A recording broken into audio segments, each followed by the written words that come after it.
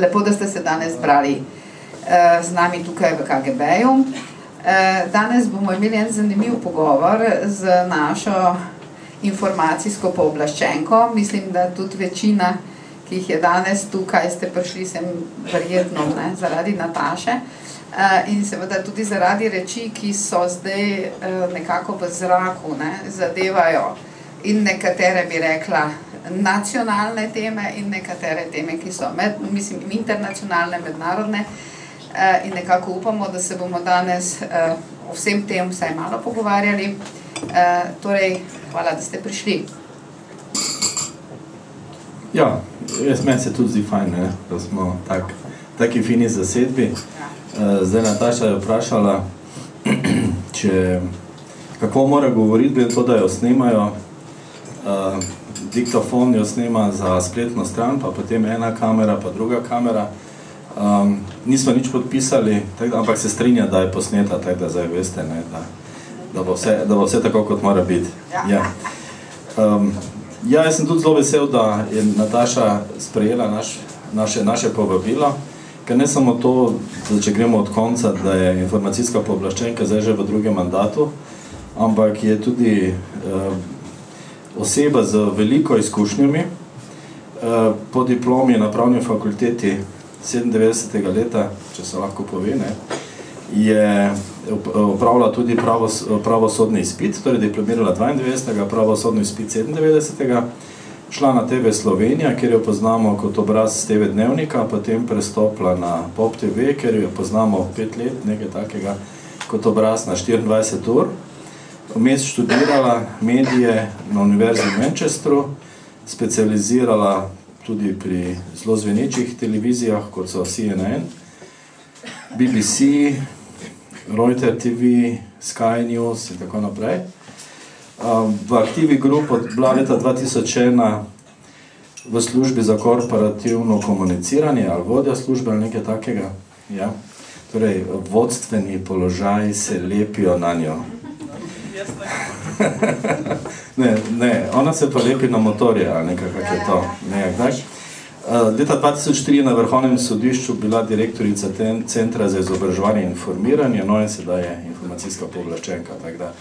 O zasebnih stvareh bo mogoče samo kaj povedala, če se bo zdelo potrebno podkrepiti kako svojo tezo, drugače pa to, pa gotovo tudi vi veste o njej več kot, mogoče celo več kot ona sama o sebi. To je običajno. Ja, torej, zatem bi rekla, zatem bi rekla življenjepisem, ki je pravzaprav za tako starost, kot ima Nataša, mislim, frapanten, da rečemo. Se torej skriva neka oseba, ki pa je, ne glede na to, jaz sem vprašala, ko je prišla sem, da me je zanimalo, sem mi rekla, s katerim avtomobilom sem pripeljala, ne zaradi tega, ker bi me pač avtomobili posebej zanimali, ampak zaradi tega, ker pač ko je ona testne vožnje delala z motorji avtomobili in tako naprej, sem jaz to redno brala, kako je ona testne vožnje delala. Torej, za vsemi temi zadevami se pa skriva ena oseba, ki ima pravzaprav visoko stopnjo integritete. Če nekaj, moramo pač reči vsa ta leta, ko jo gledamo posebej na tej zadnji funkciji, Nataša premore neko izjemno integriteto, ki verjetno v različnih političnih opcijah, ki jih je seveda kot informacijska pooblaščenka morala preživeti in doživeti in bo še doživela, ni pravzaprav enostavna pozicija. Torej, Nataša, kaj sploh je urad informacijske pooblaščenke v Sloveniji, kakšen je njegov status, kaj so vaše temeljne funkcije? Rekli smo, že preko smo se pogovarjali, smo rekli, da pravzaprav tudi vladam ni čisto jasno, kaj je to za en urad in kakšen je njegov status. Vlade zdaj že prekleto dobro vedo, kaj je informacijski pooblaščenec. Ta nova vlada je tretja vlada, ki jo nadziram in moram reči, da mi je čisto vseeno, kakšne barve je, pa če že hočete, mi je bilo pod levo težje delati kot pod desno, tako da bomo videli zdaj, kako bo.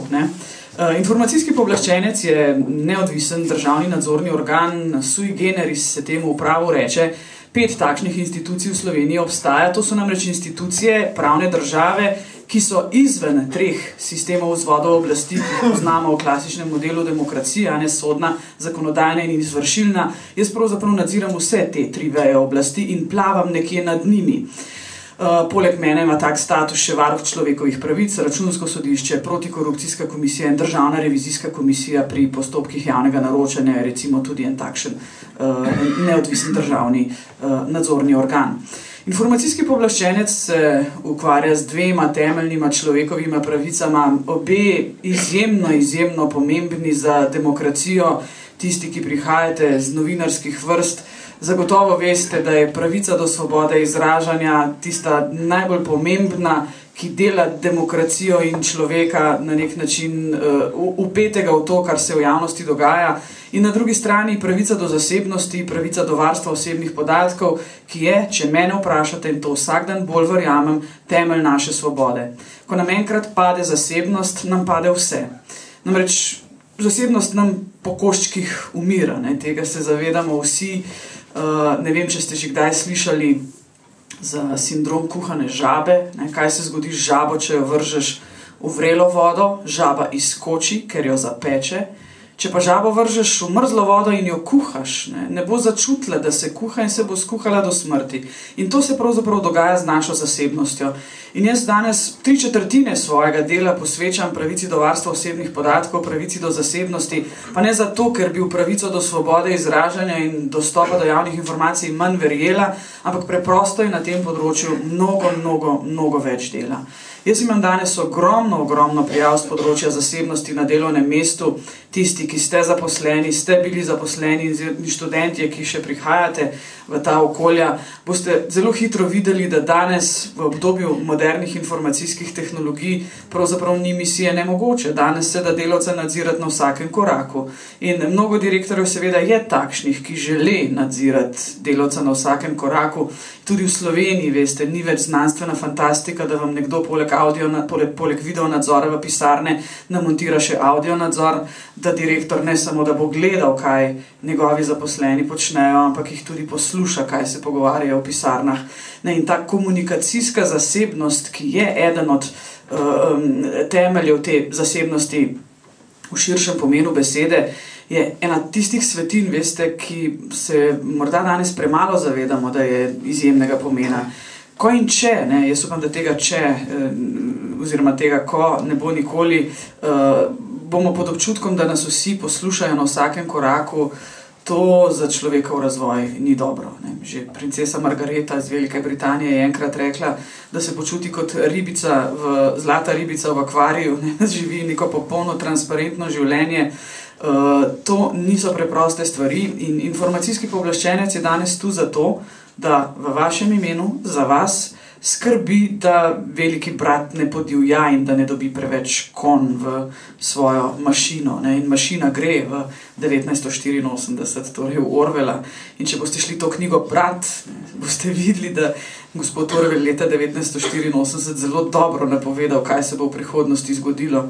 Če gremo na kasnejše zadeve, ste gledali film Minority Report s Tomom Cruisom, John Angleton, v tistem filmu, leta 2001 so ga posneli. Tam noter so tehnologije in smo takrat ta film gledali kot znanstveno fantastiko. Prostite, ta film danes, leta 2012, ni več znanstvena fantastika, samo 11 let. Samo en primer, da boste vedeli, o čem govorim. A se spomnite scene, ko John Angleton, Tom Cruise hodi po trgovini in se billboardi začnejo z njim pogovarjati. Reče, dober dan, gospod John Angleton, vi imate pa leviske, danes so 10% ceneje v trgovini številka 10. Takšne billboarde so na Japonskem že razvili. In kako billboardi komunicirajo z nami? Tako, da imajo vsa naša oblačila tako imenovane RFID čipe, ki seveda oddajajo signal in ta RFID čip ve, da so to levis kavbojke. In danes v Evropi že govorimo o pravici molka čipa, silence of the chip. Kako bi se pogovarjali o enem futurizmu, ampak oprostite, to ni več futurizem, zdaj sem že malo zašla. Ampak to je core business informacijskega pooblaščenca, torej boj za vašo zasebnost. Niti ne veste, kdaj vam posegajo vanjo, zato ker kakšnih tehnologij s prostim očesom niti ne opazite več. Predvsem je pa tu treba brzdati apetite vladajočih, ne, ker ti bi radi imeli svoje ovce popolnoma pod komando in jaz nobeni vladi ne zaupam. To je moja temeljna naloga in jaz sem najbolj srečna, če me nobena vlada nima rada, ker to pomeni, da sem svoj posel dobro upravljala. Ne. Evo, toliko za uvod, Vesna. Ja, jaz kar predlagam, da bi se kar lotili teh novih tehnologij pa nevarnosti, ki prežijo. Bi kar predlagal, če bi morda tukaj prisotni javnosti malo povedali vaš odnos do te zloglasne akte, imate stališča napisane na vaši spletni strani, pa da bi tudi razložili, kako vi vidite, v čem je problem. Namreč, ker danes bomo dosti govorili o informacijah, ker gospodstvo in gospodovanje in nadziranje se zdaj dogaja na subtilni ravni. Na nematerialni ravni, ta nematerialna raven so informacije, ki seveda niso povsem nematerialne, ampak na tak način jih lahko doživljamo. Ne? In bomo danes obdelali par takšnih takšnih zadev, aktov, pa Anonymuse, pa Wikileaksa, pa ne. Tako da bo zanimivo si še vaše stališče, zdaj pa moče kar z akto začeli. Ja, tukaj smo že pri žabi, ki se kuha. Ne? Sej akta v bistvu, veste, nima drugačnih tendenc, kot jih imata Google ali pa Facebook z vašimi podatki. In vi pri Google in Facebooku pravzaprav sploh ne veste, kaj vse se v ozadju počne. Tudi jaz, ki se ukvarjam s tem 7 let in pol, ne poznam vseh špagetov, ki jih ima v povezavah z zbirkami Google pod svojo komando. Ampak če se akte dotaknemo v enem temeljnem segmentu, to je nadzor interneta. Vsi mladi, ki ste tukaj v KGB-ju, tudi tisti manj mladi, verjetno uporabljate internet in naše generacije so že rasle, X generacije, Y, Z generacije, ki prihajajo, to so priklopljene na računalnik 24/7, to mi z računalnika ne gremo dol, nam je internet okno v svet. Mi danes ne upravljamo tako rekoč nobene storitve več, ne, da bi uporabljali internet. Tudi države seveda gredo v to smer, e-uprava, e-zdravje, e-uno, e-tretje, vse je e. Kje je izhodiščni problem akte? Akta je en poskus, prvi mednarodni poskus regulacije interneta. Mi do danes ne poznamo nekega globalnega zakona o internetu, ker je princip interneta od leta 1995, kar se je razvil, je princip neutralnosti, neutrality of the internet. To je tisto osnovno izhodišče, ki so si ga zadali tisti, ki so razvijali internet in zaradi tega se je na internetu razvilo tudi ogromno .com storitev, ki ženejo razvoj družbe naprej. Ne. In kolikor lahko vedno rečemo, da je internet ena svetovna knjižnica znanja, en ogromen poligon vsega, kar je pozitivnega tam najdete. Danes informacij, mislim, od izdelave atomske bombe do nakupa slona, če hočete, ampak internet prinaša tudi marsikaj slabega. Cybercrime je težava, tudi na področju varstva osebnih podatkov se srečujemo z elektronskimi krajami identitet, to ni več tabu tema in jaz se zavedam kot informacijska pooblaščenka, da bo internet enkrat v prihodnosti potrebno regulirati. Ampak kako ga regulirati, da ne bomo prešli v družbo nadzora? Če se dotaknem akte. Akta je mednarodni trgovinski sporazum, ki poskuša zamejiti kršitve avtorskih pravic in pravic intelektualne lastnine. Vi vsi veste, da danes na Kitajskem tisti trenutek, ko Dolce & Gabbana naredi ene hlače, so na Kitajskem čez 3 dni iste narejene. Vam bom povedala samo eno anekdoto, kako Kitajci ne samo, da kopirajo od torbic, čevljev in ne vem, če so še vse, oni znajo prekopirati tudi fabriko. Jaz sem bila na obisku pri Zorani Bakovič v Pekingu 3 leta nazaj, službeno sem v Hongkongu predavala na Politehniki in sem se z gospo pred tem v Pekingu srečala in so se pogovarjali o teh stvareh. In ona je meni rekla, Nataša, izkušnja enega slovenskega podjetja je, da so prenesli načrte za eno tovarno, delala naj bi neke posebne štekarje, vtičnice, vse to, kar je za elektroniko, za računalniške naprave, za povezavo v električno omrežje. So prenesli načrte, Kitajčki zjutraj ob 6 pridejo, jih pripeljejo z 10 avtobusi, tam naredijo za tisti dan po načrtih fabriko, ob 2 jih poberejo in s tem istim avtobusom jih peljejo 10 km stran in naredijo copy-paste tega, kar so naredili zjutraj od 6 do 2. In to Kitajci znajo super narediti. Razvoj kitajskega gospodarstva temelji na kraji intelektualne lastnine in avtorskih pravic. Zakaj vam zdaj pravzaprav omenjam Kitajsko? Mednarodni trgovinski sporazum ACTA je obšel Svetovno trgovinsko organizacijo, kjer se ponavadi sklepajo takšni sporazumi iz preprostega razloga, zato ker Kitajska in Indija nista bili za podpis akte, ker enostavno, če akto podpišeta, bo konec gospodarskega razvoja v teh dveh državah. Ne si delati utvar, tudi Amerika je svoje gospodarstvo razvila na kraji intelektualne lastnine, ampak zdaj smo bolj pametni, bolj razviti in tega ne počnemo več. In akta poskuša v enem mednarodnem sporazumu regulirati, torej kopije torbic, čevljev, raznih ponaredkov, kopiranje CD-jev in generikov z področja farmaceutike recimo in interneta, vse to v enem žaklu. Ampak internet, veste, je poseben svet. Zakaj sem jaz kot informacijska pooblaščenka proti akti, pa čeprav se zavedam, da bo regulacija interneta seveda enkrat še kako potrebna? Zato, ker je akta napisana tako zelo slabo, tako zelo ohlapno, da jaz kot pravnica, ki se dnevno ukvarjam s paragrafi, lahko člen berem vsak dan drugače, če ga želim. In to z vidika lex certa, z vidika jasnosti zakonodaje, seveda za nek pravni red ni dobro. In mednarodni sporazum, ko postane veljaven, ko ga ratificirajo nacionalni parlamenti, pazite, to postane obvezujoče pravo za vsako državo podpisnico. Celo tako daleč gredo mednarodni sporazumi, da ti sporazumi prevladajo nad nacionalnimi ustavami. In zato jaz moram kričati, da s to akto nekaj ni narobe. Če se dotaknemo kraje avtorskih pravic na internetu, se zaradi tega je v akto pravzaprav internet tudi prišel. Danes ste vsi verjetno s Pirate Bay pa z raznih torrentov že nalagali muziko dol, pa filme ali pa na parties.si v Sloveniji. Z teh portalov, veste, je ogromno. Jaz razumem industrijo, da tukaj težava je. Ampak kako lahko ti v nekem globalnem mediju, nekem globalnem orodju za povezavo s svetom, najdeš tistega, ki nalaga ilegalne vsebine? Samo dve možnosti obstajata. Prva možnost je ta, da vam te veliki giganti z področja filmske in glasbene industrije nastavljajo tako imenovane zanke. Torej spletne strani, na katero se ti ujameš kot posameznik, naložiš nek ilegalen film dol, ta spletna stran zabeleži tvojo IP številko in te na podlagi IP številke seveda poskuša najti. Zdaj, tisti, ki ste pametni, veste, da greste na kitajske pa na ruske proksije, pa bo IP kazal Rusijo in ne Slovenijo, da vas ne bom lumpari učila, ampak internet pač takšen je. Ne ponovim. Bom povedala pol, kako se pride na ruski proksi.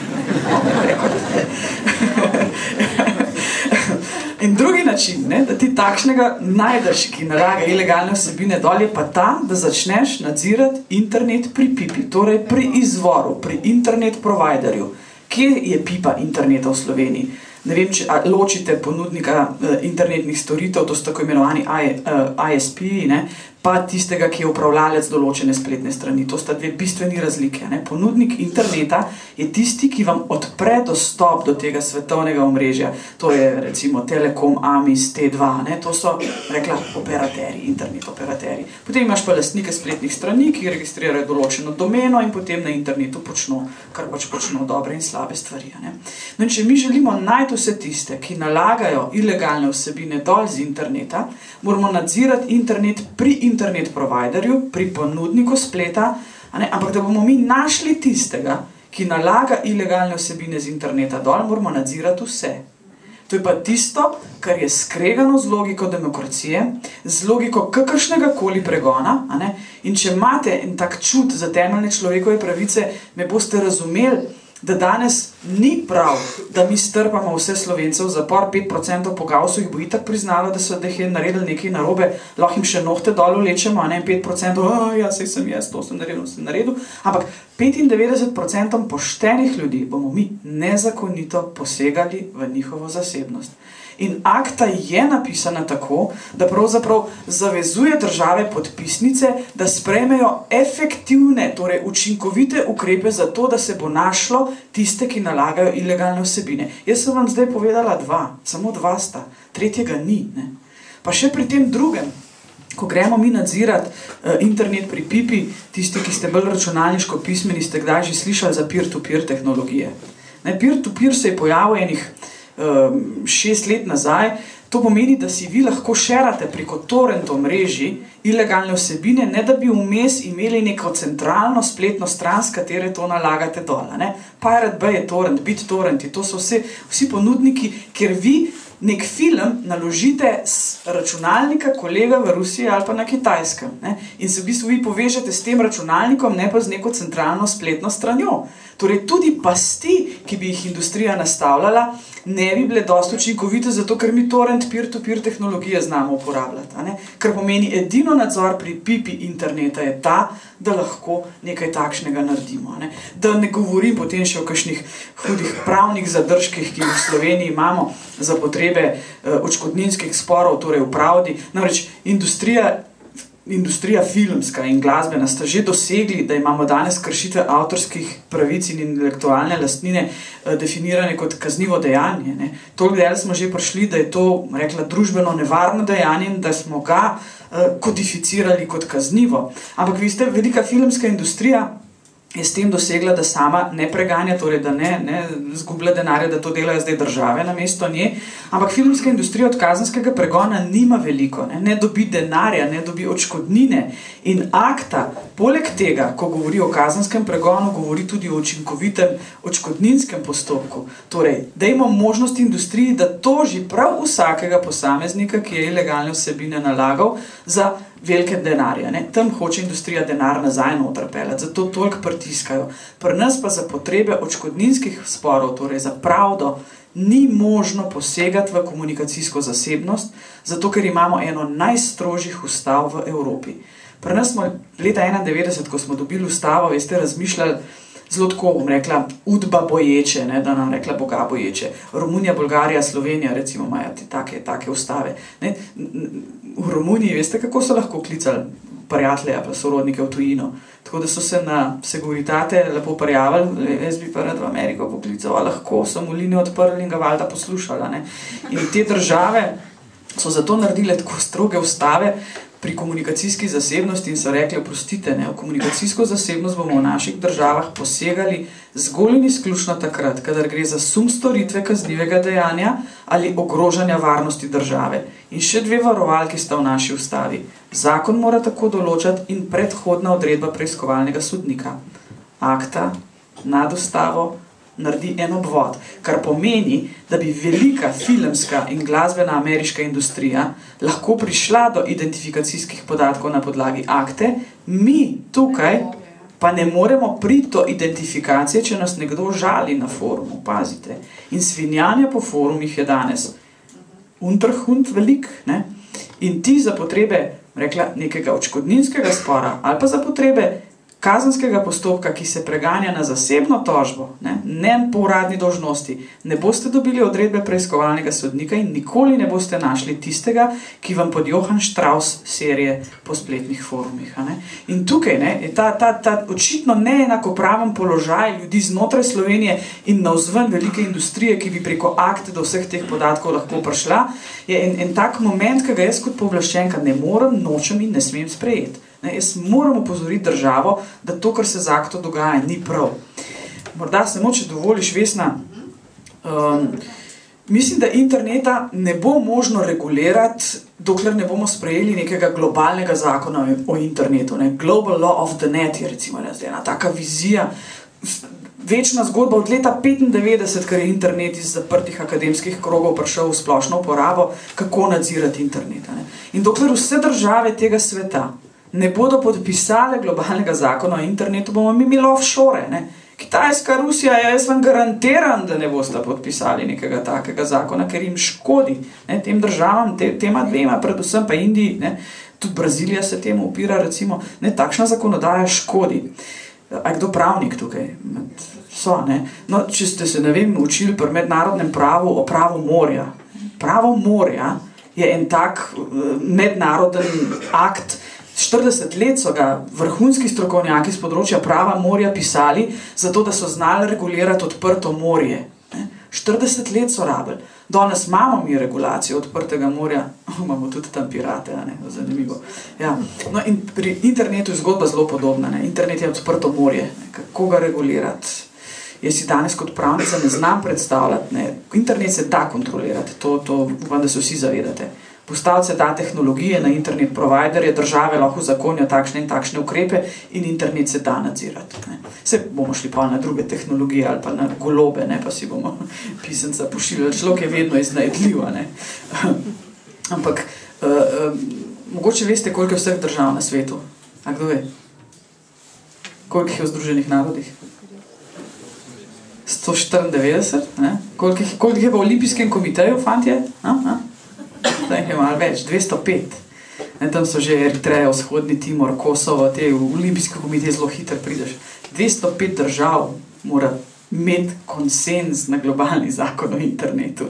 Jaz mislim, da ga ni admirala galaktike, ne, ki bi nekaj takega lahko uredil. Ok, zdaj sem malo zafilozofirala, ampak upam, da sem povedala point akte. Ne. Internet je osnovno orodje za svobodo izražanja, za naše komuniciranje. Če ga gremo nadzirati pri pipi, je ravno tako, kot bi vsem prisluškovali, kaj se pogovarjajo po telefonu. Zelo podobna primerjava je, pa vam mogoče ušesa bolj zastrižejo, če vam rečem, da bo država poslušala prav vsak telefonski razgovor, ki ga opravite danes. Ne. Na internetu je zgodba podobna. Torej zdaj iz tega sledi, da v resnici je stvar ne samo zapletena, ampak meni se zdi, da je na nek način mogoče večplastna. Torej imamo, sama praviš, neko formalen poskus nekega, bi rekla, globalnega dogovora o tem, kaj se naj počne. Ampak po drugi strani se seveda stvari že počnejo, kot si sama rekla. Ne? V resnici se stvari nadzirajo, ne? V resnici verjetno tudi ti, bi rekla, po službeni dolžnosti, verjetno se s kakimi takimi primeri ukvarjaš, tudi pri nas je seveda ta nadzor obstaja. Ni viden, ampak oziroma ni, mislim, kao ga ni, ne, ampak seveda je. Ne? Kao. Ja, kao, da ni, ali da je, ali kao je, ali kao ni.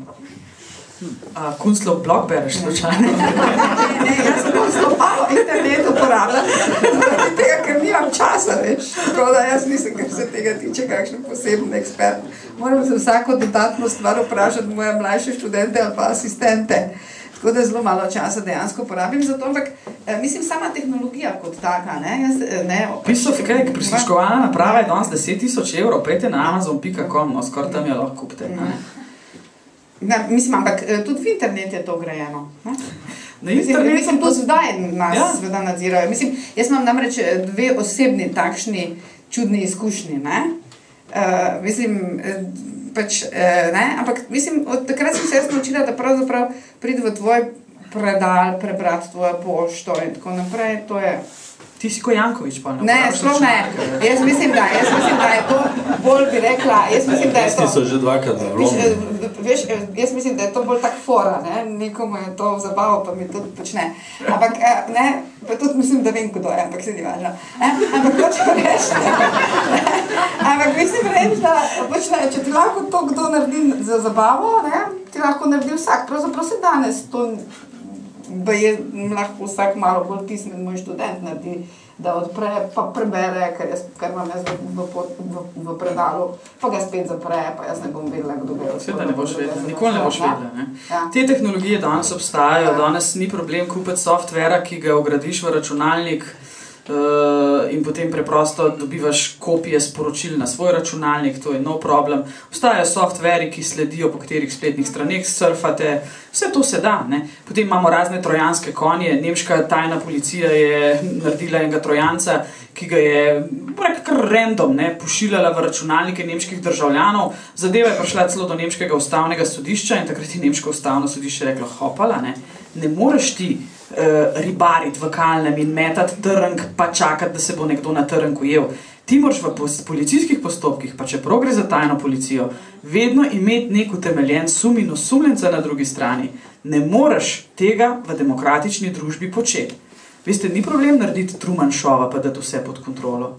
Ampak jaz v taki družbi nočem živeti. Ne? Tudi ne bi rada živela na Kitajskem, recimo, zaradi tega. Ne? Ali pa v Iranu, recimo, ko vam internet filtrirajo dnevno. Ne? Tako da vse te stvari so na razpolago. Ampak jaz velikokrat rečem, V demokratičnih družbah se je treba zavedati, da to še ne pomeni, da jih lahko kar nekontrolirano uporabljamo. Mi imamo tudi mrzkdo, ne vem, ima kdo med vami orožni list? Evo, gospod ga ima. A to pomeni, da imate dovoljenje za ubijati? License to kill? Evo, je lepo povedal, da ne. Lovci imajo tudi puške doma. Točno se ve, zakaj se lahko uporabljajo. Ne? In če mi imamo na razpolago neke tehnologije, to še ne pomeni, da jih lahko uporabljamo izven nekih ustavnih in demokratičnih principov. So pa danes, nemaš to nemač. Če vi informatiko rekli, da vam en program naredil, ja, danes vam lahko vse naredijo. Vse. Ne, pa imamo na manj občutljive primere. Vam povedal spet en primer z prakse, pa ne gre, rekla, za nek hud nadzor v zadnji, ampak kako tisti, ki gradijo sisteme, ne pomislijo, kakšen vpliv na zasebnost neka določena infrastruktura znotraj nekega software programa lahko ima. Ne vem, v Mariboru imate kartico Urbana. Ste slišali za kartico Urbana? To je ena kartica, s katero lahko koristiš, se voziš z vlakom, z avtobusom, z mestnim prometom, a ne? In se enostavno prideš na avtobus, se počekiraš, ti vržejo, mislim, dobroimetje vzame dol, a ne? Imaš imenske in imaš neimenske kartice. Ne? In mi gremo delati inšpekcijo na ljubljanski potniški promet, takrat, ko je ta sistem zaživel. In veste, kaj smo mi ugotovili? Da pri imenskih karticah lahko dela eno podatkovno skladišče, kjer spremljajo pravzaprav pot vsakega posameznika gibanja. V katerem avtobusu se je vozil, kdaj na en avtobus stopil in mi tisto gledamo. Tam piše, ne vem, Nataša Pirc-Musar, avtobus številka 16, ob 6:40, ne? To je individualizirana tržna raziskava. Ja. In jih jaz sprašam, zakaj pa to rabite? Je gospa Pirčeva, valjda to rabimo, da bomo znali planirati promet, koliko avtobusov mora biti na uni progi, pa na tretji, pa četrti. Njih jaz gledam, zakaj pa vi rabite imena pa priimke zraven? Ja, sej v bistvu pa res ne rabimo, ne? Fino, veste, kaj se je pa zgodilo, ker prej niso prišli k meni vprašati, kako naj sistem naredijo. 150.000 evrov so morali plačati, da so aplikacijo spremenili, ker sem jim jaz z odločbo prepovedala zbirati neanonimiziranih podatkov o poti posameznega potnika in so morali aplikacijo spremeniti. Ne? Ali pa, ne vem, se začnemo pogovarjati o e-zdravju, ja, bomo naredili tak pa tak software, super, v e-zdravju noter paste bojo vsi najbolj občutljivi zdravstveni podatki o vseh pacijentih, o vseh Slovencih, vseh nas. Ne prva stvar, kaj jaz sprašam, kdo bo imel dostop do te baze? Ja, vsi zdravniki, vse medicinske sestre, vsi administratori in jaz vsi ne po konci. In jaz rečem, no, jaz se pa malo provociram, ne? Prostite, a ste vi zdravnik? Ne, vprašam tam enega. A mi vi lahko razložite, zakaj bi moj zobar recimo rabil moje ginekološke podatke? Ja, se v bistvu jih pa res narabi, a ne? Vidite, tam smo. Zdaj se bomo pa pogovarjali, kako bo sistem narejen z nivojskimi dostopi, kdo bo dostopal vsega, kdo sam do podatkov o mojem kolenu v ortopedi, kdo do mojih ginekoloških podatkov in zobar do mojih zob in nič drugega, a ne? In potem začnejo razmišljati, kako bomo tega velikega brata zamili. E-sociala. Poslušajte zdaj zgodbe. Pooblaščenka je kriva, da sistem ne dela, zato ker ni pustila testirati na realnih podatkih. Ja, hudiča se, ja sem nora. Reka, vi kar preklopite v 37 različnih baz. Klirinško depotna družba, vse vaše delnice, stanje na bančnih računih, stanje v zemljiški knjigi, stanje na vaših kjerihkoli računih, ne vem, v vseh slovenskih bankah, razumete? Centralni registr prebivalstva, vse je tam noter, 37 baz. In oni so hoteli testirati na realnih podatkih. Da te gleda Katarina Kresal, to, kar ne reč gleda Helena Blagne, na teh se boste učili. Ne boste, ne. In jaz si tega nisem pustila in jaz kriva, ker sistem ne laufa. Ampak, kaj vam hočem reči? Pri e-sociali je bila prva stvar, sem spet vprašala, kdo bo gledal te baze? Ne? Ja, vsi zaposleni na centrih za socialno delo. Koliko jih je? 1400. Ja, no, pa gremo naprej. Ne? Cela Slovenija, ne spravim. Oprostite, a ena delavka na centru za socialno delo rabi gledati kaj več, kot so njene ovčice v njenem okraju. Ja, ne, fino. Sistem bomo šli tako gledati, da bo Center za socialno delo v Mariboru gledal samo mariborske podatke. Ne boste gledali Koper, Ljubljana in tako naprej. Informatike se to da? Ja, da se, Nataša ve, da se da. In so šli popravljati lepo sistem. Ne bojo rekli, malo spet košta, ampak to je tista tako imenovana ugrajena zasebnost. Takih zgodb je mali milijon, razumete, sploh ni treba, da gremo mi na tajne policije. Te baze so bistveno bolj pod odorom radovednosti vseh, ki imajo dostop do teh baz. Se spomnite moje zgodbe v zvezi z Dursom? Ko smo mi naredili štih probe, koliko dacarjev gleda v podatke znanih Slovencev. Ta sistem je vsaj približno tako narejen, da omogoča tako imenovano načelo sledljivosti, kar pomeni, da sistem beleži, kdo je gledal, kdaj je gledal in v koga je gledal.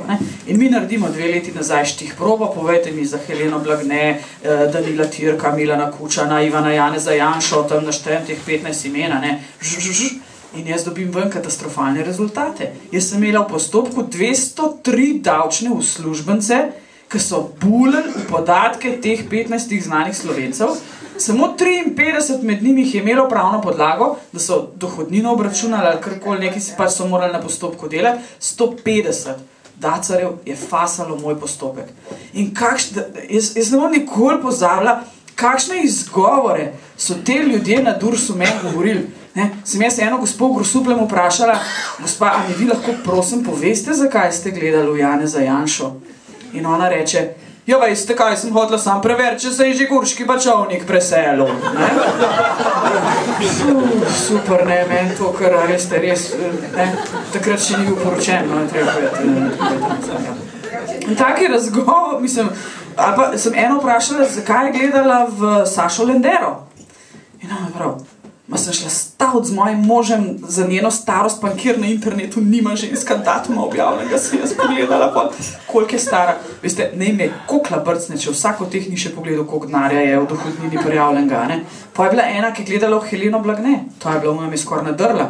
Rekla, gospa Pirčeva, kaj se pa vi greste? Jaz se moram učiti uporabljati register davčnih zavezancev. Jaz sem čisto slučajno vtipkala Helena Blagne. Prosim, dajte vi čisto slučajno vtipkati svoje ime, pravico do pogleda v lastne osebne podatke. Imate pa se učite, ne pa spet na podatkih drugih ljudi. Podobno zgodbo naredimo na slovenskih bankah, na 10 največjih slovenskih bank, damo tudi po izvedbe. Tam so bili bolj strogi, tam smo jih pa samo 8 najdeli. Vseh teh 8 je izgubilo službo, 600 teh je bilo na LB-ju, kar je sicer logično, ker je največja banka, letele so punce iz službe ven, tako vam povem. Tako da danes že vejo, da jaz vsake toliko časa preletim, kaj ena farfulam bika, in tam, vse pregledam, vsega nikoli ne bom našla, jaz vem, da ne. In če pa pridem, bo pa bolel, takrat pa boli. Koliko pa je bilo pogledov v nepremičnine slovenske? Pa koliko je potem stalo, da to več ni bilo možno? A je kdo med vami, ki ni pogledal na prostor.gov.si? Ti nisi normalna? Kako nisi gledala, A sploh nisi? Sebe niste pogledal. Da vam jaz povem, v 10 dneh 32 milijonov vpogledov v prostor.gov.si. Vsak je siha sam svoje gledal, Strinjamo. No, pa gremo spet tukaj. Evo, to je super za razložiti. Rekla, načelo sorazmernosti. Ena osnova pri temeljnih človekovih pravicah je, da obdeluj točno toliko podatkov, kolikor jih rabiš za dosego namena. To mora meni vsak dan v glavi zvoniti. In bolj, ko jaz Gurs, pa Durs, pa vlado sprašujem, zakaj mora biti register nepremičnin javno objavljen, manj mi vejo povedati. Meni je rekel gospod Celiškar, direktor Gursa, gospa Pirčeva, če nimate česa skrivati, če ste zakonito pridobili svoje nepremičnine, potem je to lahko javno. In ga jaz gledam, se ga, fajn, povejte mi, kakšne ocene ima vaš otrok, bom mislim, da je to javno objavljala, pa še kaj hujšega. In meni do danes, oprostite, ni nihče povedal, zakaj mora biti ta register javno objavljen. Jaz razumem državo, jaz moram od nečesa plačo dobiti, pa Vesna tudi, treba je davke pobirati, to je osnovni biznis države in vsi vemo, da se je šlo popisovati nepremičnine zaradi tega, da bomo ocenili neko vrednost, na katero bomo nabili davk. Razumem. In spravim, ni problem, ne imajo zaposleni na Dursu dostop do tega registra, ne mi nabijajo davk, ni problem. Ampak zakaj mora pa cela slovenska javnost to gledati? Mi pa še danes ni jasno. Pa sem jaz ščitila tajkune, veste, moj mož je tajkun, ima ful velik nepremičnin in jaz zdaj njih ščitam. Nima jih velik, da no, te si res mislili. Tako govorijo. In jaz zdaj ščitam tajkune. pa ščitam funkcionarje, ki nočejo pokazati, koliko bajt imajo v lasti. In kaj je moj odgovor? Fino, če država misli, da je treba za določene segmente družbe javno objaviti premoženje, prosim, sprejmite zakon, nimam nobenih zadržkov, jaz sem sama kot pooblaščenka svoje premoženje objavila. Takoj, ko sem nastopila funkcijo, dejte reči, da morajo funkcionarji javno objavljati svoje premoženje, super, ampak zakaj spet vsi Slovenci? A so vsi tajkuni pa tisti, nad katerimi se javnost naslaja, kaj imajo ali kaj nimajo? Ne? Samo 2 zgodbi z ozadja vam bom povedala. Velikokrat mene postavljajo v pozicijo, da ne vem, branim tajkune, bogate in tako naprej. In moj odgovor je načelo nediskriminacije. Jaz moram braniti vse. Pa če je to sin od Jankoviča ali pa Janez Janša ali pa, verjemite mi je vse eno. Ali imam človeka rada ali ga nimam, jaz ga bom branila do zadnjega diha, ker bom videla, da mu gre za kršitev pravice do zasebnosti. In vseeno je misar, ali je Zidar, ali je gospod Kramar, smo se vsi naslajali na tem, ki je imel 1 milijon evrov odškodnine v pogodbi, ampak NLB je danes pravna oseba zasebnega prava. Jaz jih opozarjam na to, da dejte banke v državni lasti ali pa podjetja, ki so v državni lasti, pod zavezance za zakon o dostopu do informacij javnega značaja, da bom jaz kot pooblaščenka lahko odstopila in rekla, to je javno. Dokler meni politika tega ne sprejme, oprostite, ne meni govor, da jaz pol te ljudi branim, če vi nimate jajc v zakon napisati, da morajo biti družbe v večinski državni lasti transparentne. In tega danes ni.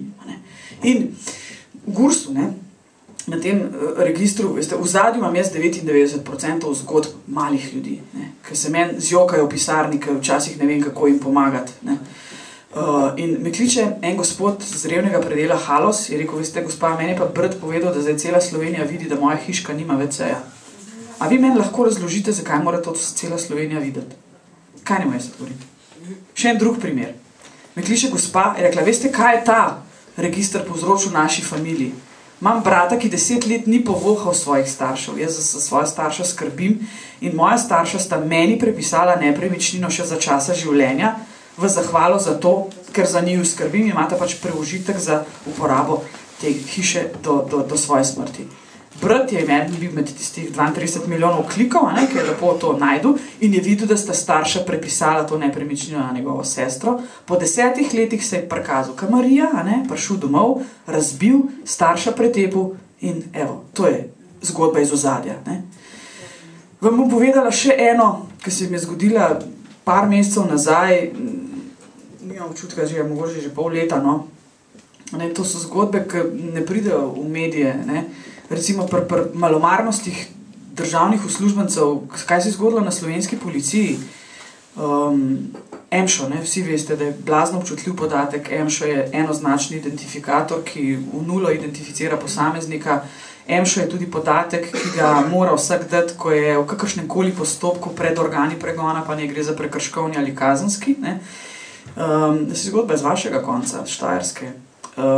Šlo je za enega fanta, ki je ropal in kradel po Sloveniji, so ga dali v postopek, in potem je nek policist napisal napačen EMŠO na kazensko ovadbo, ki jo je predal tožilstvu. Ta fant je imel isti ime in priimek, a drug EMŠO, in ta fant je čez vse postopke in tožilstvu in policiji in na koncu sodnici na glavni obravnavi zatrjeval, da to ni on.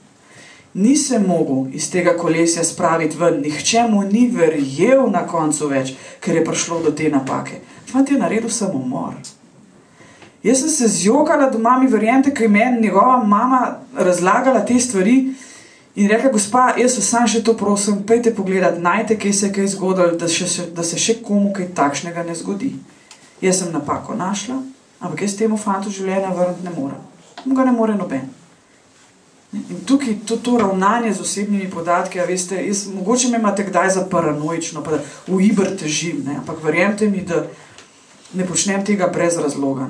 Mislim, sem upornik, ampak nisem upornik brez razloga. Našteli ste veliko institucij državnih, ki zelo pavšalno se obnašajo do ravnanja z informacijami in varovanjem zasebnosti. Lahko, recimo, dojele za tem direktorjem Gursa, sem gledal na televiziji, pa se mi je zdelo, da sta vsak iz enega svojega kozmosa. Teda nisem imel občutka, pravzaprav ni ničesar kriv, ker mislim, imel sem občutek, da on ne ve. Bi lahko rekli, da je v ozadju velika tehnološka nepismenost, da ljudje, ki vodijo te sisteme, enostavno so to vrstno nepismeni. Prekleto dobro so pismeni, oni vedo, kaj je tehnologija omogočena, so tudi naročili tak sistem narediti. Dajmo kar združiti, veste, problem pri Gursu je tudi, da se je združil kataster, del podatkov iz zemljiške knjige, del podatkov iz registra nepremičnin, vse na eni vstopni točki. In danes sploh nisi rabo biti več, ne vem, koliko funkcionalno pismen za internet, tam si kliknil in te vse pada na krožnik. Pa smo rekli, pa dajte zraven še delniške knjige, pa Telekomu imenik, pa dajte še kaj, kar je javno dostopno. Dajmo tle, ne, lepo na enem mestu klikneš Nataša Pirc Musar, vse vam pade. Sej, mnogo stvari na internetu javnih, ampak jaz ne smem tega preprosto dopustiti. In jaz sem šla pa enkrat pogledati ta posnetek nazaj in jaz sem tega gospoda tam strgala. Jaz sem tako ena agresivna baba, ker nisem hotela poslušati, kaj mi govori, ker me je totalno znerviral, priznam, in mi je bilo pol žal, da sem ga tako grdo, ampak so mi mnogi pol rekli, da si je zaslužil, ampak vsem. Vedel je, kaj je naredil. In on še vedno to zagovarja in tudi direktor oddelka za register nepremičnin.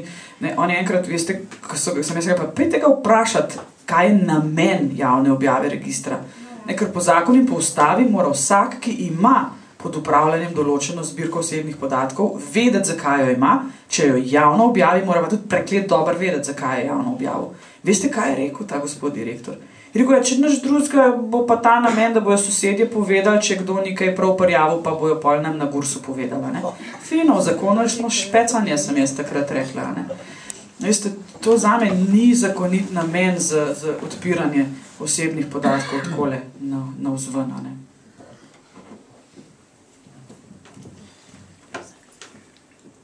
Omenjali ste Google in novo, bi rekli, novo pravilo, oziroma oni so vse svoje te pravila varovanja zasebnosti združili v eno točko, kar pač pomeni, da se ni treba več truditi pri sestavljanju, ampak zdaj enostavno si tam. Tvoj IP je tam. Google je seveda zasebna inštitucija, ki biznisira z informacijami. Da vas tako je popravljal, nič iz zasebna CIA, pa NSA zelo dobro veste, zakaj Google to dela, kar dela. Facebook tudi. No, in ta problem trgovanja z informacijami, mislim, da to strukturni problem funkcioniranja svetovnih družb, ker informacija sama po sebi ni tržno blago, ampak je povezana s človekovimi, temeljnimi človekovimi pravicami. To pomeni, da po definiciji je netržno blago. Tako da dokler bodo profitne korporacije imela dostop do informacij, bo zelo težko ne kuhati počasi žabe. Ker je globalni interes čim bolj nadzirati, kar je seveda potem funkcionalno za same oblastnike, ker potem lahko delajo z roko v roki, si lahko izmenjujejo produkte. Ampak z vidika razvoja svobode, pa za razvoja človeške družbe, ki nekako s to vizijo svobode se skuša razvijati, je to izjemno zapletena situacija. Zdaj, ni treba, da gremo ravno na globalno raven, že vidim v tej naši mali podalpski deželici, zelo težko dva politika razumeta, da bi bilo treba z javnimi dobrinami, da odnos do javnih dobrin bi lahko imeli samo tisti, ki so neprofitno usmerjeni, ker potem bi res proizvajali kulturo, bi proizvajali informacije, ne bi pa proizvajali profita. Ja. Problem je danes, da so naši osebni podatki tržno blago. Drug problem je, da jih mi prepoceni prodajamo. Mi jih danes vse, veste, there's nothing like free lunch, dajmo se vsi zavedati, mi danes Google pa Facebook uporabljamo za ston. Ampak zakaj ga lahko za ston uporabljamo? Zato, ker to prekleto drago plačamo s svojimi osebnimi podatki. Zdaj, pri Google, kaj je pravzaprav največja ironija vsega skupaj, da mi danes brez Google skoraj živeti ne znamo več. Koliko med vami vas nima Facebooka? Da, ti si nekaj special. Zelo malo, In Google seveda to dobro ve. Vse te storitve, ki jih ima, v ozadju beležijo prav vsako vašo aktivnost, ki jo počnete na internetu, če to delate prek Google, sploh če imate Gmail užgan, če imate v zadnji Gmail priklopljen, Google točno ve, da je lastnik tega in tega Gmail naslova počel to in to in to. Zdaj, tak splošen nasvet je, če hočete surfati, pa da Google lih navedel, da ste vi vsaj Gmail izklopte. No, in Google je kupil YouTube, ne vem, če veste, YouTube je danes v Googlovi lasti, ja? Nisi vedela, ne? In zdaj vse tisto, kar počnete na YouTubeu, kar počnete na Google Plusu, kar počnete z iskalnikom Google, kar počnete na Gmailu, vse to je zdaj v ozadju združeno v eno samo centralno zbirko vaših podatkov in Google seveda to uporablja za namene trženja. On te podatke ne da jih prodaja kot surovino, ampak ne reče, mi imamo pa toliko takih in takih reklame, dejte, pa jih bomo mi objavljali. To je vse v ozadju ena sama velika štacuna. Ampak kje je problem Google z vidika evropske doktrine pravice do zasebnosti, ki je mnogo drugačna kot ameriška? Mi danes preprosto ameriškim upravljavcem teh megalomanskih zbirk osebnih podatkov ne moramo reči, jaz pa tega nočem. Mi smo tukaj že v poziciji take it or leave it. Ne gre drugač, ne? Ker v Evropi imamo, veste, kakšno doktrino. Če jaz rečem, prosite, jaz pa nočem, da imate vi te osebne podatke v vaših zbirkah, ne dam vam več privolitve, je treba te podatke zbrisati. Ampak pri internetnih storitvah, tudi v Evropi, veste, se imamo že, ne, je tudi veliko takšnih produktov, ki so na take it or leave it. Ne. In problem Google pa seveda je, da zelo hitro pri takih bazah pride do tako imenovanega function creepa. Function creep je ena stvar, ki je nočna mora vseh varuhov zasebnosti. Tisti trenutek, ko mi zbirke naredimo, se zraven začnejo presesavati drugi, ne. En primer z prakse spet. V bližnji prihodnosti nas čaka satelitsko cestninjenje. Mi hočemo satelitsko cestniniti, zato da bomo po kilometru, rekla, korektno vsi plačevali cestnino. Ampak kje imamo mi problem s satelitskim cestninjenjem? Če bomo mi hoteli satelitsko cestniniti, bomo posegali v tako imenovano lokacijsko zasebnost vsakega posameznika. In veste, najbolj simpel je narediti stupid sisteme, ker zbirajo vse podatke in jih lifrajo v eno bazo. To je zelo pocen pa hiter narejen. In v bližnji prihodnosti bo pri nas tudi, ko bo zaživel sistem Galileo, ko se bodo v Evropi zmenili, kakšen sistem satelitskega cestninjenja bomo imeli, bo vsak avto imel tako imenovano črno škatlico, onboard unit, OBU. In zdaj imamo pa stupid onboard unit, pa imamo smart onboard unit. Stupid škatlica, neumna škatlica, bo pošiljala podatke v center, Pirčeva se je peljala od Maribora do Ljubljane ob 9. zvečer, ko bo šla domov. Skratka, ta škatlica bo vse te podatke javljala nekemu zbirnemu centru. Ne bo še šla ob 9. Z veseljem, to bom šla kasneje. Ampak mi smo prav pri Slovenskem informacijskem pooblaščencu izdelali ekspertno mnenje, ki ga danes uporabljajo po celi Evropi in tudi po svetu ga gledajo. Mi smo že imeli proizvajalce iz Kanade, ki želijo narediti, rekla, sistem cestninjenja na podlagi privacy friendly rešitev. Kaj smo mi rekli? Ali je sorazmerno in ali je potrebno, da neka taka škatlica res vse podatke pošilja v zbirni center in potem zbirni center obračuna in nam pošlje račun? A mi lahko poveste, ali je dovolj, da neka pametna škatlica zbira podatke pri sebi, torej da so vsi ti podatki v mojem avtu in samo konec meseca javi, prepeljala sem kilometrov 100 po cestah kategorije A, 200 po B in izstavite mi račun.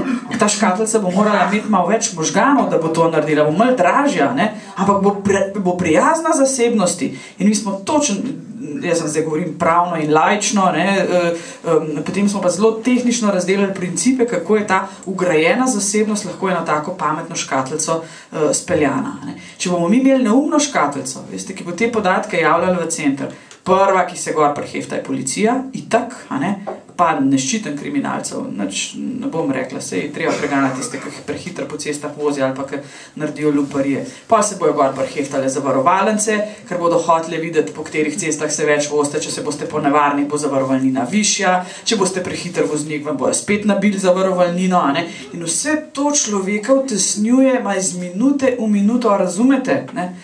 In na koncu, veste, če bomo mi enkrat prešli pod to popolno družbo nadzora, razvoja v družbi preprosto ne bo več. Predstavljajte si situacijo, da stopite iz vaše hiše ven in ste takoj pod video nadzorom, takoj v face recognition video nadzore imamo danes, to je smart video surveillance, nobena znanstvena fantastika več, prepoznajo vam obraz, registrsko tablico, automatic plate recognition sistema, ne? To je vse tukaj. V Singapurju so razvili posebne čipe, ki jih vgrajujejo v asfalt, ki posesajo DNK in vam, če boste plunili tam na asfalt, boste dobili na podlagi analize DNK domov položnico. Singapur imenujejo Fine City, fine as, ne, oglobimo vsakogar, ki ne potegne vode v vecejih, če boste plunili na tla, vas oglobijo, pa če žvečete, vas oglobijo. To je pač taka družba. Ne. Kaj problem dati čip v asfalt, ker pirčeva je plunila, čez 2 uri imam položnico doma. Ne. Ali pa takoj, ko zapeljem čez rdečo luč, ali pa karkoli narobe naredim, veliki brat ve, konc vesela. Ne? Kaj bom jaz takrat zunaj delala? Am jaz še razmišljala o tem, kaj moram v službi narediti? Am še razmišljala, da moram mamo zjutraj poklicati, da ne umislila, kaj se mi je naredila? Ne bom več. Jaz bom samo razmišljala, ali hodim prav, ali sem prehitra, ali sem prepočasna. Moji možgani bodo začeli popolnoma drugače funkcionirati. In ne želite si tega. Če koga malo bolj zanima to, pojdite si na internet pogledati film, ki se mu reče Zeitgeist, v duhu časa. Zelo tak Michael Moorovski je, ne, če ste ga pogledali. Ja, super. A ste že tukaj gledali? No? Samo lansko. In tam ti dobesedno pokaže, da bomo ljudje prosili za nadzor, zato da bomo imeli več varnosti. Amerika vedno pravi, treba je preganjati terorizem, zato je treba imeti na tone in tone zbirko. Ameriko, ki pride 10 prstnih odtisov, vse vas merijo, ne. Ja, oprostite, jaz v takšni družbi nočem živeti, ker to ne bo več družba razvoja. In tisti, ki bo imel oblast nad vsemi podatki, bo diktator, bo Hitler, bo Stalin. Kaj naredil Stalin zgolj z bazami podatkov o tem, kaj so ljudje brali? Kaj naredil Hitler Židi? Saj mogoče pretiravam, ne? Ampak, a veste, tisti, ki bo imel oblast nad temi podatki, bo generalov, ne? In to ni dobro, ne, in veste, Thomas Jefferson, nekdanji ameriški predsednik, je zelo lepo enkrat rekel, večna ta debata, ne, koliko zasebnosti moramo dati za to, da bomo bolj varni, ne, security versus privacy, ne, to je tisto, kar so debate, rekla, na dnevnih redih skoraj vsak dan. In on je takole rekel, veste, bolj, ko se bomo odpovedovali zasebnosti, nikar ne mislite, da bomo imeli več varnosti. Na koncu bomo izgubili oboje. In tukaj se mi zdi, da veste, vsa ta logika v ozadju, ki tudi strani politike prihaja, ne, ta argument nimam česa skrivati. I have nothing to hide. Velikrat to se gleda Harryja Potterja. Ne. If you have nothing to hide, you have nothing to fear. Ne. In ta argument, veste, kaj dela ta argument našemu razmišljanju, našim glavam? Če nekaj skrivamo, potem zagotovo skrivamo ene slabe stvari. In ta argument nas postavlja na predpostavko, da je zasebnost nekaj slabega. Pa ni. Zasebnost je lepa, je moja, jaz se hočem odločiti, kdaj bom komu kaj povedala, komu bom povedala, kakšni priložnosti. A ne? Če se bo nekdo drug namesto mene odločil, to ne bo dobro. A ne? Zato ta argument nima česa skrivati, veste. Ne glede na to, ali vi počnete lepe ali grde stvari, to so vaše. Vi se boste odločali, boste komu povedali, ali jih ne boste. In ne pristajati na to, da vam rečejo, tako kot na kursu, če ste nepremičnine zakonito pridobili, nimate kaj skrivati, ker ne bo javno objavljeno. Ne, to je en argument pri kursu, ampak bomo šli pa še naprej, a ne? A veste, če nimaš česa skrivati, prosti, dajte delodajalcu na razpolago vse vaše zdravstvene kartoteke, pa ne vidijo za nazaj, da ste, ne vem, ozdravljen narkoman, da ste imeli psihične težave, potem smo pa na Gataki. Ste gledali film Gataka, ko gredo v vesolje samo najboljši, ta slabi pa ceste pucajo, pa še tam pol naredijo napake, a ne? DNK analiza pokaže, da nikoli ne boš dober, ne? In mogoče preveč znanstveno-fantastičnih filmov gledam, se upravičujem, ampak zelo veliko razmišljam, ko jih gledam, no, zato ker vidim kruto realnost, ki se nam bliža v teh, rekla zankrat še mnogih domišljijskih in fantastičnih filmih, ampak so se že mrzkašni filmi pokazali za zelo preroške, ne, da je to tako. In tudi to, ko si omenila, ne, zdaj, da je to tako nekaj znanstvena fantastika, nekaj v prihodnosti. Jaz moram reči, da pač, no, jaz sem v Ameriki tisto leto, ko sem bila po 11. septembru, ne, torej, ne, zakonske spremembe, nadziranje zasebnosti v imenu nadzora terorizma in te stvari. Pravzaprav, meni se že takrat in se mi tudi danes ne zdi to več, bi rekla, neka prihodnost. Gre mogoče, kako bi rekla, forma, mislim, kako to zdaj izgleda v enem znanstveno-fantastičnem filmu in kako to danes gleda, je mogoče malo drugače, Ampak mislim, da praksa in logika sta že kar lepo tudi tako, ti praviš. Jaz moram reči, meni je bil eden od glavnih razlogov, zakaj v Ameriki nisem ostala točno tako, kot si ti rekla, da v taki družbi noče živeti, Sem zdaj, danes, ko si tukaj, mislim pač z nekim zamikom 10 let, pravzaprav ni človek več prepričan, da zdaj tudi ni tako, oziroma da zdaj nismo že zelo daleč, bi rekla, tam, ker pravzaprav zdaj mislim, da pri Sloveniji je ta problem nadziranja zasebnosti še toliko bolj problematičen zaradi tega, ker je Slovenija mala, Ker je Slovenija mala, ker se vsi poznajo, oziroma če se ne poznajo, se pa v 2 kolenih poznajo naprej, ali pa so sorodniki ali kaj takega,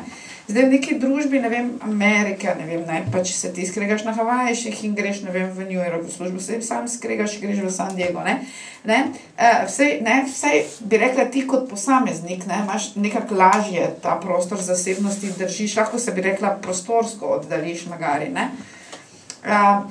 Mislim, da v Sloveniji je ta problem še toliko hujši, ravno zaradi prvič, tu imamo to čudovito tehnologijo, Se pravi, jaz sem pač, ne zaradi kakih paranoičnih, ampak sem rekel, meni se je 2-krat zgodilo, da sem točno vedela, da so mi brali pošto in so mi tudi, mislim, tisti, ki je bral, mi je povedal, da mi jo je bral, mislim, sem dobila, pač, da ne bom toliko butasta, ker sem, ko gre za take stvari. Potem, se pravi, imamo tehnologijo in krati imamo to, bi rekla, nerodno socialno situacijo, Slovenija je mala, Slovenija je, mislim, za eno predmestje kakega večjega mesta, To mislim, da stvari dela še mačkam bolj zapletene, ali ne? Zagotovo. Mislim, da so bile enkrat narejene ene analize, da so rekli, da v bistvu Zakon o varstvu osebnih podatkov lahko deluje v praksi, če je v državi vsaj 1 milijon prebivalcev, Črna Gora ima že problem. Jaz sem na enih twinning projektih v Črni Gori, da vam jaz ne povem, koliko jaz tam trpim. Če kdo Črnogorce opravičujem, ne mislimo o vseh slabo, ampak sistem, tam.